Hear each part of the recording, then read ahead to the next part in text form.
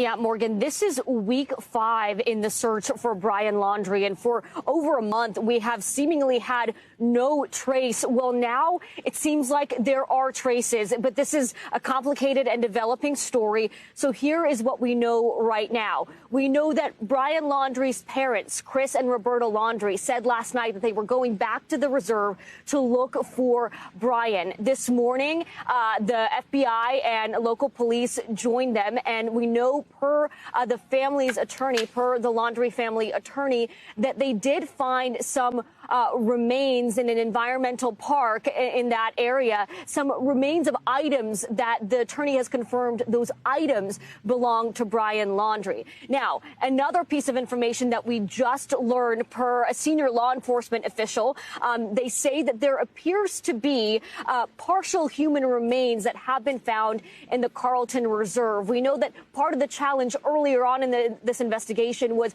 that the water levels in that reserve were high. The water levels have since gone down and have revealed those remains. We don't know to whom those remains belong. So what we know, items belonging to Brianlaundrie have been found, attributable to their attorney. The Laundrie family attorney says those items belong to Brianlaundrie, and we know that partial human remains have been found in that Carlton Reserve. And Morgan, I've been talking to experts about this because it has been such a long time in this search, and it hadn't been fruitful until now. I spoke to a former FBI agent who is an expert on this, and I asked her, how could someone realistically stay under the radar for this long? And what she told me is that there are only a few scenarios here for a person to evade law enforcement for such an extended amount of time.